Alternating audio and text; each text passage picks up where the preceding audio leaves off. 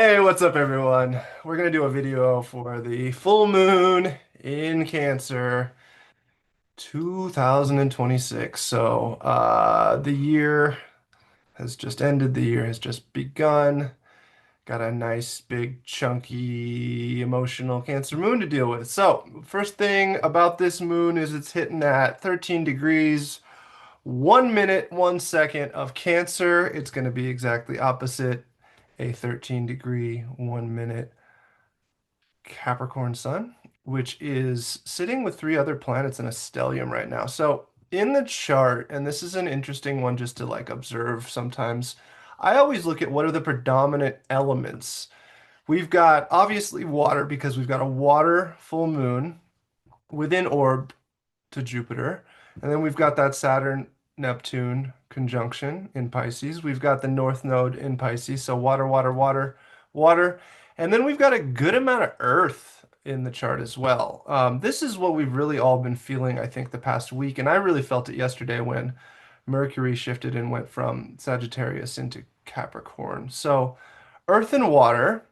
And I think the story here is how this moon, full moon, is bringing up some emotions in your world, bringing up some feelings, some sadness, some anger, some frustration, whatever that may be, so that you can find the wisdom of how that is going to apply to the plan you're constructing right now.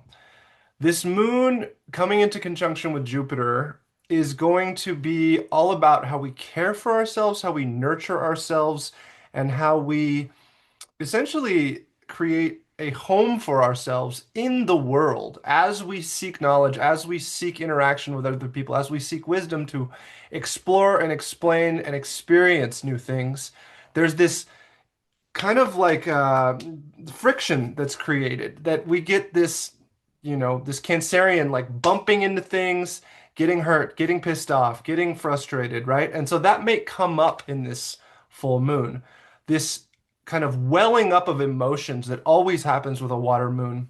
Particularly in this moon, though, you have a lot of Capricorn backing it. And what's really nice about this stellium here is that this is all about the plan, the structure, the thing that you're kind of looking inward to work on. So there's a lot of strength here in this full moon, especially with this big mystic rectangle going on.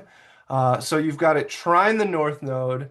You've got this stellium that's sextile the North Node, and then you've got it sextile the South Node, and the trine itself, all the Capricorn is sextile the South Node. So what's going on here is there's emotion coming up, experiencing the world, bumping into things. There's a lot of Capricorn and Cancer, which is like a cardinal energy of one step forward, two steps back, right? Into the world we go. Oh no, what happened? We're hurt. We're hit. We're sometimes staggered by something, right? And especially in a Cancer full moon, there can be this kind of want to retreat, to go into that space of yourself inwardly. That's what we're being called to do right now, especially in winter with all this Capricorn is what's the plan? Mars, how are you going to go get it when you do go get it? What's beautiful to you? Venus, how are you going to deal with finances, aesthetics, beauty, and relationships when you do step out into the world? And then with Mercury coming in, there's this, what's the mental aspects? How am I communicating this plan? What elements of it need to kind of be tweaked with a little bit, be moved around a little bit. And so all of this reflection right now is being fed something from the Cancer full moon. And especially in the days after the full moon, you might see that the things that you're emotionally heated about still have to engage with the world. They can't retreat, or they still are happening in relation to the world. And that's how you're gaining information, wisdom. The Jupiterian aspects of this are expanding into something that maybe triggers or activates your emotions so that you can bring it back into yourself and find a resource in it, the Capricorn. So that's really going on. You've still got this Mercury Neptune square. That's been, especially when Mercury was a little bit, was finishing up its time in Sagittarius. That was a little bit of heat, a little bit of not frustration, maybe at not quite knowing. We're getting really comfortable inward right now because there's a lot of haze out there, especially at 29 degrees of Neptune. There's a lot of illusion, there's a lot of fog. You look into all these elements and places in the world, You don't really see the big picture. You don't see the fullness of the story. But what you can do is you can go inside, especially in these winter times in the north, and retreat, not necessarily retreat, but reflect, revise, think about what that story has been for you and how the information you're getting from the world is helping you to create the next iteration of yourself, the reincarnation, the thing. So this full moon is really the beginning of the year and a lot of real good compost to break down, especially thinking about last year, thinking about what you went out and got, thinking about how you got after it, thinking about what you manifested, but also thinking about what didn't work out, what failed, what was frustrating, right?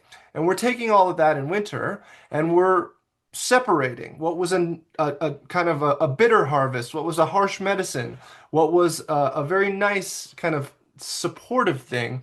And we're kind of laying that all out in the pantry and saying, which of these things can give me something, along with this emotional feeling I have from Cancer here, this emotional kind of perspective, to construct a structure that's going to nurture me, care for me, support me into 2026. So there's a lot of energy of kind of filling up the tank, fueling, figuring out what's useful and what's not useful for the coming year. We don't have to have all the answers for what's going to happen all throughout the year right now. In this particular moment in January, though, there's an element of something welling up, some water, some emotional thing coming up. And emotions don't just have to be sadness and tears. It can be all kinds of different emotions from fear, anger, frustration, worry, anxiety, all the spectrum of emotions, joy, happiness, excitement, this ecstatic feeling, even perhaps. And then how is that going to be brought into the Saturnian container that Capricorn holds, right? And that's what we're doing in Capricorn season. We've got a really strong Mars, we've got Venus alongside the Sun, and now we've got Mercury coming in to join this kind of meeting of planets that's happening so that we can look inside and say, who are we on these interplanet kind of planes? What's going on? What's the story right now? How is the narrative shifted? How is the story changing? And then into Aquarius, and immediately into Aquarius, it's going to be met by Pluto saying, let's go deeper, let's transform, let's do some depth work around this story. Let's see how the story can actively transform us as we transform the story.